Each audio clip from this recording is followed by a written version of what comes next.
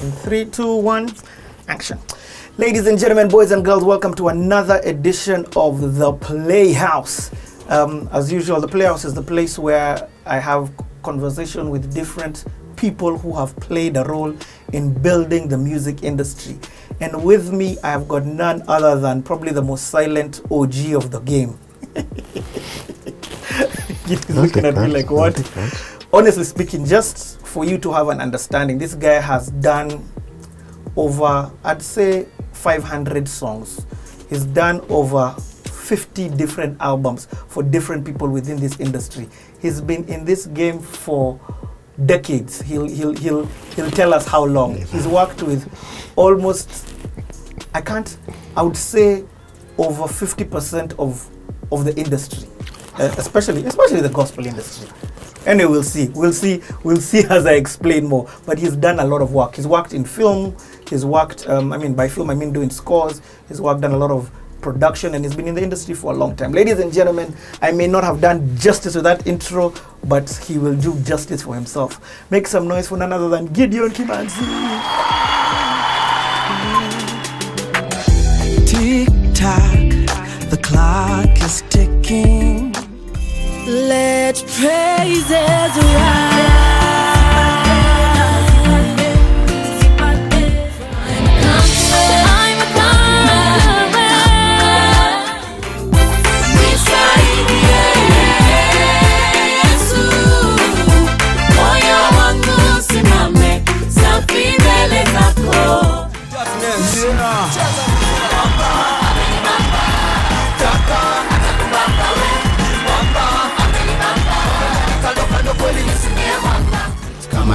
Napandisika fizi na kile mina do. Naipata live design ya mtume sitaibu. Vile wanipa uhai nafurahi, na vile pendo lako laninua so high. Ndio maana sina substitute na wewe.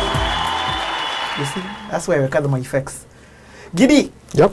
Welcome to The Playhouse. Oh, thank you. Thank you. The Playhouse is just the place where you tell your story, man. So thank you first and foremost for the opportunity to have this amazing, informative conversation with you and just hear about how the Kenyan music industry has come to be. I keep saying that the Kenyan music industry is the collective stories of all the different players within the Kenyan music industry. Okay. So the reason when you tell your story, people then begin to understand how the Kenyan music industry has come to be. I am talking too much, so let me get straight into it. And I always like to start it by throwing this thing way, way, way back and asking the question, when did you first get the inspiration or the push, the nudge that, you know what, music, that's the direction that I want to go with? That would have been from birth. I was born knowing music is what I was going to do, so that is when it happened. Next question, please. What do you mean from birth? Like, when was the first moment you can remember? Because you don't remember being born. That's what you assume. Well, seriously, when is the first moment that you have a proper realization and you can track it down and you can say, this is when I knew I wanted to be in music? Standard 8. Standard 8? Standard 8. When was that? What year is this? I like giving context so that people can understand. Standard 8 was 95. You're in class 8 in 1995? Yes. Where were you in primary? Primary was Nairobi South Primary School in South B. Are any of your family members involved in music? Yes. What led to that? Okay, tell us about that Standard 8 realization moment that, you know what, this is what I want to do. Okay.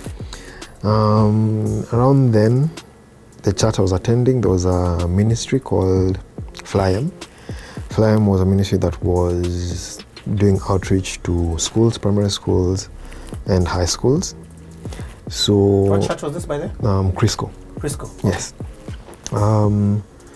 So in that, music was a big part of it. So got to enroll there. I joined the ministry, and in doing school missions, got to learn.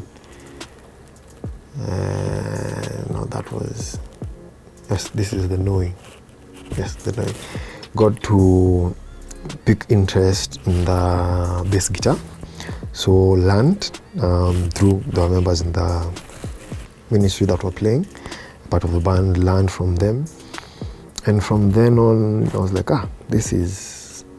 So that was bass. So the first instrument you ever picked up was the bass? No. What was the first instrument you picked up? It was drums. Whoa, when was this? Is this class 8 still? No, this was pre-class 8. Okay, let's go pre-class 8. Let's talk about those influences. What are you listening to? What by the time you've decided, by the time you've got to the no, okay, let's talk about the process to getting into the no then. Okay. Categorically speaking, from when I was a little boy, my sister would take me for concerts. Like every time there was a concert, she would drag her. Every time there was a concert, she would take me along.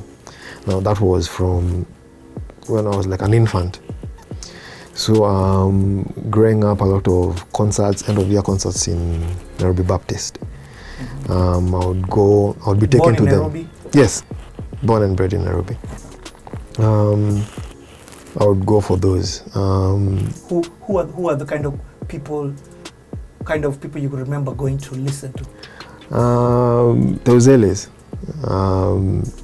all of them. Since I was a toy, names meant nothing. It's just this is so music and it's fun and it's happening and so at that time it was very clear for her because as an adult or as a teen, she was a teen, but to me she was an adult. You're the first born? No, I'm the last born. She's the second born. You're the last of how many? Last of 5. Okay. She's way older. So as when you go to a concert, you always know where you want to sit. You want to sit with friends. There are spaces that you are comfortable with. So she would come, we would enter together. As a toys are not sumbuanagi sana na watu. So I would make my way to where the drum cage was or the drum set. And I'd be there fixed on the drummer. And even when the concert is done, she'll not bother looking for me at, where's this toy? After she's done socializing, she'll find me right there. And that was the case for many concerts. For imagine a millennial watching this, and probably not even a millennial, even I at this time wasn't per se in the church community. Right. So I don't have an idea or a reference point to the kind of musicians that were playing then at the time. How the music, what paint me a picture of what you're experiencing. So this is live band performances. We're talking about people like Uzeles. I'm telling you names for me about Tutasumbuan. I will not be able to name names, not because I don't want to, because the names are not really important. It's the what they were doing that was for you at that time. Yes. Huh? Okay. I think even now it's very hard for me to say, this guy. Yeah. I hear musicians name dropping. Have you heard this guy? I'm like, huh? Write it down and go listen. If what they're doing resonates, then I've learned to learn names. Okay, so you've always, I get what you're saying. You've always been about the craft, like the end product. What is what you're doing? Is what I'm interacting with, not the name that is behind it per se. Yes. Okay. So, yes. Okay. So attending a lot of church concerts. Yes, live music. Band, sometimes brass, a few times strings, but 4 or 5 piece band, and then singers. Okay, so now let's move into you. What are you listening to when you get home? What music are you listening to? Was there per se Integrity? Integrity was what was happening then when Ron Kenoli was young. Don Moen was an upcoming artist. These other guys, commissioned. Walker. The Black Gospel, not much. The circles where I was English word, exposed to, Hezekiah was a non-entity. Locally, are you listening to anybody at this time? Look, I say the staple where radio will play, the Kasangas, Munishi was on radio. Radio was like one channel. It's not here where you have, I listen to her, I listen to her. No, you listen to general service, KBC. So if it's not there, then you're not listening to radio, you're listening to tapes. You sound like you had a very Christian background from a very young age. Yes. Is anybody in your family, or was anybody in your family in the ministry? Yes and no. We all were. Not we all. Growing up in the church. Growing up in the church, you get people serving in church. So, like the ministry I mentioned, Flyem, it was a youth ministry, and my brother and sister were serving there.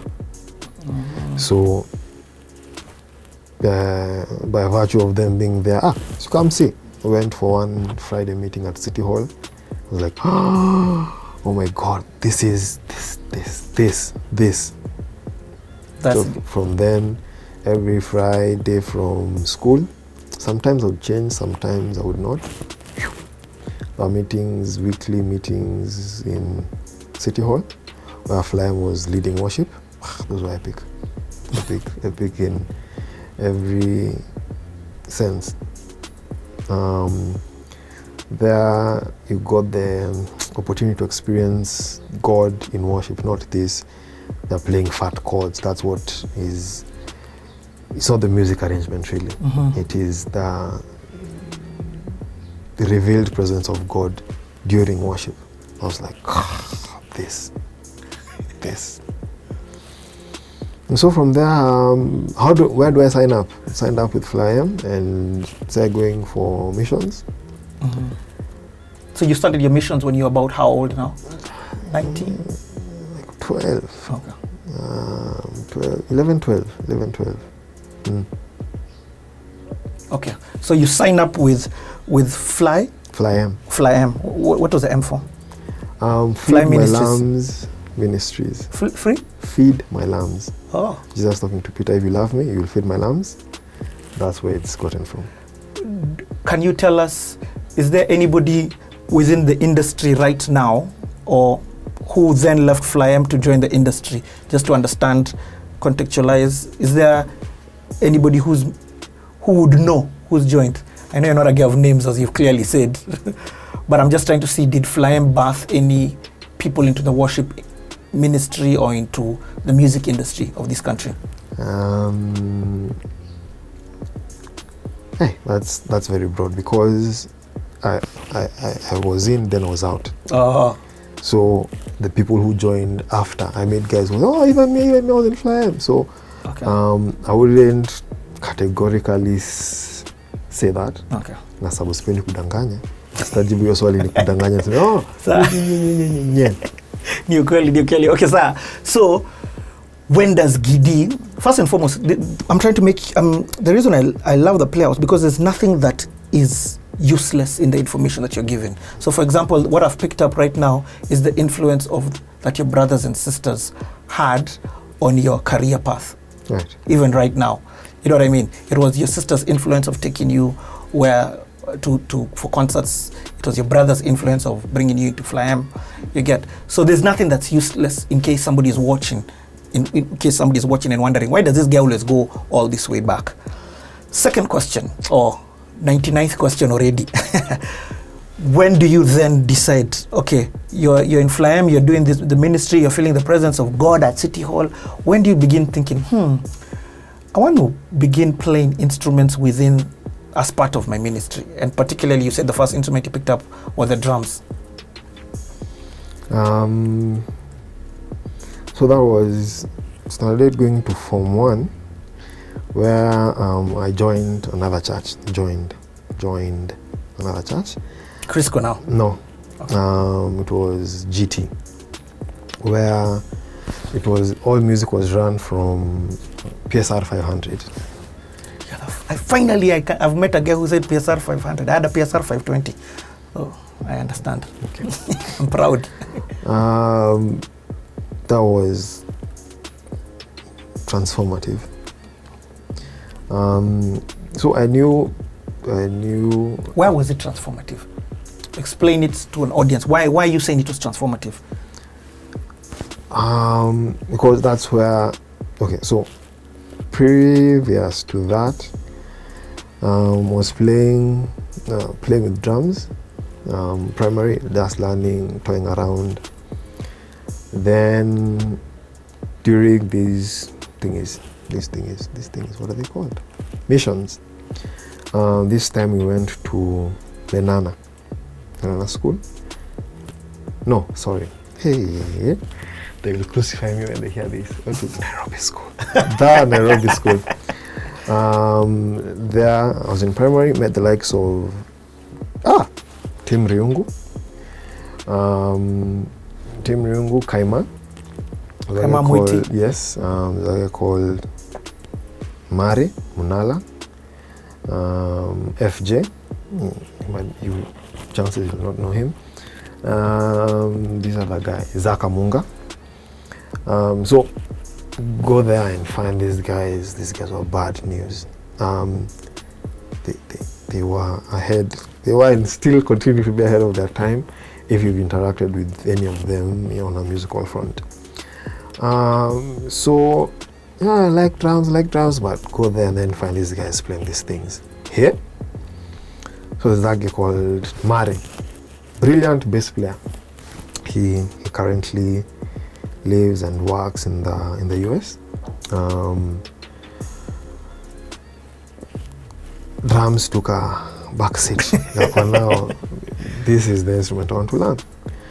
And having access to instruments. Oh, there was a time that the phlegm, part of church instruments were being stored at our house. So it's what to do? What to do? How not? So it was a white Fender, a very nice flight case. Just open it and smell the flight case. It was quite a thing. So learned. Self-teaching, and when you find a bassist. There was no YouTube at this time? What is YouTube? The owner of YouTube was still sucking his thumbs. YouTube. Anyway, so find a guy, ask him, how do you play this song? It was not, learning was not, okay, teach me scales, teach me modes, teach me, no, it was, teach this song, how do you play this song? Okay, this song we usually play it on D because it's the easiest, everything, it's on the dot. Here. Where? Here. So da that song. Oh, this song is like this other song. So small changes over here, where instead of going here, you go here. So learned by sight. No number system, here to here, so that it fits there. And so bass is nice. Going to Form 1. What school did you go? The St. Mary's, the school of legends. So there, changed, moved churches to GT, where the music was run off the PSR. And the first service I went for is a guy called Noah. Told me, you guy. At that time, they were meeting at Tintin restaurant. Crisco, we were meeting at Kibera. No. KICC, room 5 and 6. Meeting room 5 and 6 upstairs. Ilikuwa Tintin restaurant. Told you guy, there is, just come and hear. I can't just come and listen. There is madness going on down here in terms of music. Like, what? Tagged along, went, and saw something I'd never seen before. What does GT stand for again? Glory Tabernacle. Okay. So this guy who was the pastor, he was playing one-man band. No, not one-man band, William. Yeah. It was a real one-man band. So he would program the beats. On the left hand, he would have a bass. On the right hand would be the piano or the EP. Then there are some channels, some loops. We would have brasses, strings, mute guitar, and any other thing that would pads. No, pads hazikuwa zinatumika hizo siku. Music was different. Sitaki kudanganya, sitaki niseme pads au msema pads tudanganyane hapa. Ni kweli. So he's playing, beat goes. Hearing beat, you're hearing drums, you're hearing bass, you're hearing keys, you're hearing mute guitar, you're hearing brass, you're hearing marimba. Na ni mtu mmoja. Na si styles, he's not playing styles where tunchichi. Yeah, no. Yes. I'm like, hey, what is this? So needless to say, next Sunday, pop, Same place. the Sunday pop, kidogo hivi, joined. And I was interested. Then, joined school, Form 1, enrolled in Form 1. Then in the... What year is this? 96. Okay. At that time, the passing, he decided to impart his gift of music through prayer. And he did.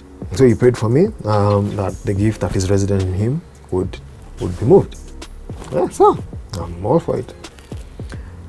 Can I ask who the pastor is? Yes, he's called Wale Akiemi. Wale, the same Wale that we know? Guy, yes, doctor. Now he's Dr. Wale Akiemi, yes. What? Yep.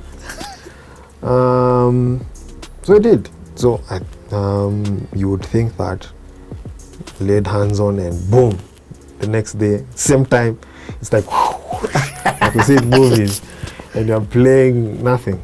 It was not the case, but kept on observing. Observing, learning, practicing. At this time, have you played keys, or is it now with this PSR that you're beginning to? So, in the process of being in Flyem, one John Das, he had come to the country with a PSR 75. Alikuwa amekuja nayo sijui kwa nini. So he came, he had a nice fox leather brown bag with nice straps. It was so pretty. So the bag had the box inside it, and so keyboard into box into brown bag. So we happened to be neighbors. So nikaenda kuuliza, saa hii keyboard na hautumiagi sana, si hatutumiagi sana, si unarudi home, si unaweza ni lend nitumie kidogo. Nimefanya hivi. Sawa. Chukua. What? Yeah? Yeah? So give me the PSR 75. So we would use it in church. Then I would use it in church when vitu haribika. So zile imechapa itatumika. And said, just hang on to it. Tutajua hapo mbele, tutajua vile tutafanya. So took care of it. Unaitoa, una practice. Unaweka styrofoam, unaweka box into bag, weka kando. Unatoa, same, urudisha. Sababu ni mwenyewe. You don't want to ask for it, yes. And then one key is not working. the box is in tatters, the styrofoam, So I learned to take care of gear from then, because at that point it was pure stewardship. It was not mine, and the owner, it was smelling new. Yes. So you can't give it back, and it has porridge stains.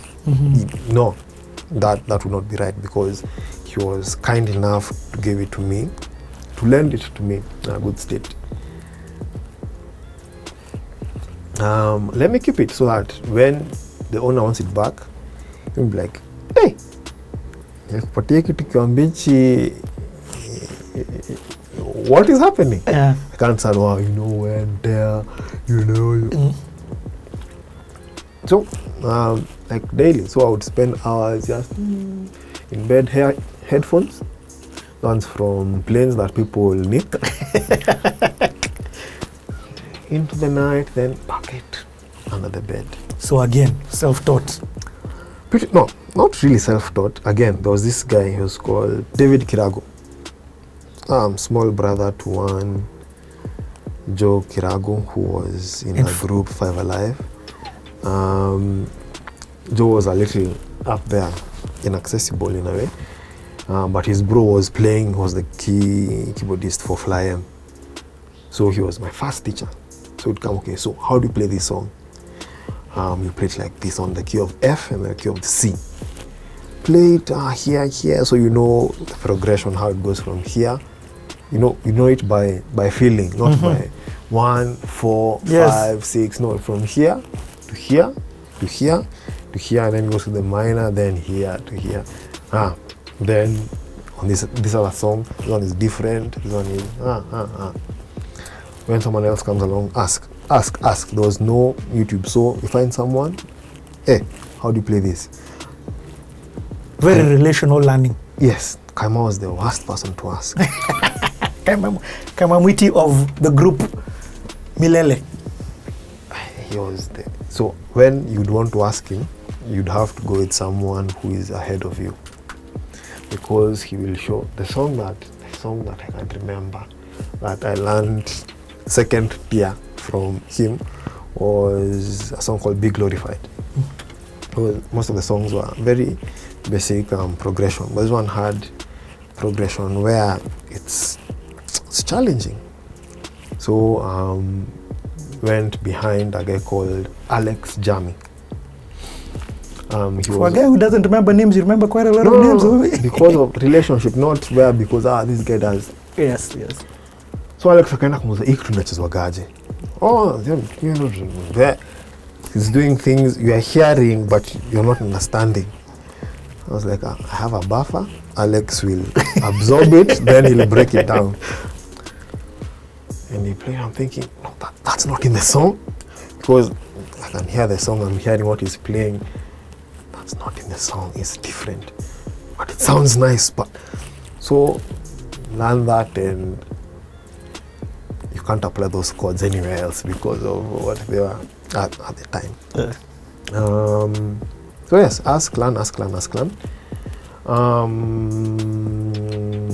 Form 1. Are you doing anything in school now? In the St. Mary's?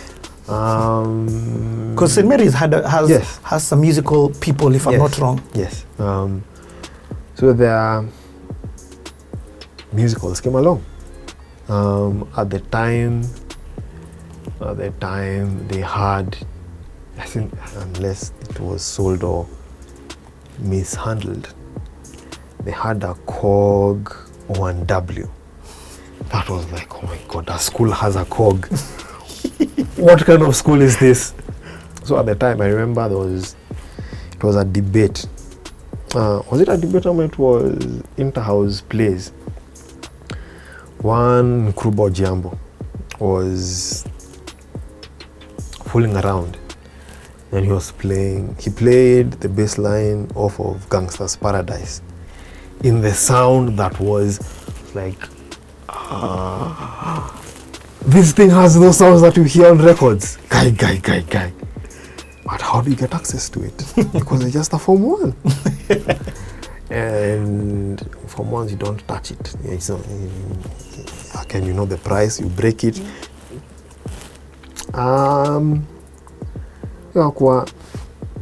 For these in-house plays, there was music going on. So, hey, would you like to play in this? Yeah, sure. And then Form 2. In Form 1, you'll be No. Not all. First, just groundbreaking. Okay, yes. I played some keys. Oh, you do? Okay, nice. Okay. Rubble. Form keys where, yeah. Then in form, was it form 2, form 3? My memory fails me. No, it was 3 and 4 from IB1 and 2. 3 and 4, from 3 and 4. Got to play in the musicals. Now, this time, in the same band with Aaron Rimbui. Were you and Aaron Rimbui classmates, or was he older than you? He came for IB. He was yes. Okay. The Nairobi school. He decided he needed to upgrade, so he came to where people are upgraded. So when he was in IB1, I was in Form 3. So we formed a band. That was him, Alan Kungu. Oh, the bassist. Yep. Amazing bassist. That I taught somewhat. Yeah. In the beginning, yes. I was like, Kimanzi, how do you play this? Around that time, influences were a lot of Lingala. Because Ben, this is how you play with the thumb, where you mute the top. Like, wow. So he picked up the bass in high school. Alan Kungu picked up the bass in high school. So he was very given to it. Like, you guys, Victor Houghton. Wow, like, so every time, airline headphones. Yes. And Discman or Walkman, whichever. So he would listen to, we know Victor Houghton. I'm like, who's that? Wow, he's like a bad bass player. Okay, so about me. Yeah. So he would listen to him and absorb. So you guys form a band. It's you, Aaron, you said Congo? And JJ. Okay, so just JJ as well, or yes. Odiambo, is it? Yes, Ojiambo. Odiambo, yes. Yes. Okay, because I'm trying to figure out, between you and Aaron, who's on drums, who's on keys? Both of us. That was the arrangement. No, it was fun. So depending on the song, because Aaron was better on both. He would play the drums like not rim shot sounds. I mean, what is happening here? That is a super band. Let me say those names again. There's Alan Kongo on bass. Yes. There's Gideon Kimanzi alternating with Aaron Rimbuis on keys and drums. There's JJ on guitar. In fact, if I'm not wrong, 3 of them went to then form that group with Kavudha. Yes. What was the name of the group? 4 Wings. 4 Wings. Yes. Wins. 4 Wins. Okay. Not wings, 4 Wins. Okay, let's go back to this band of yours, this super band.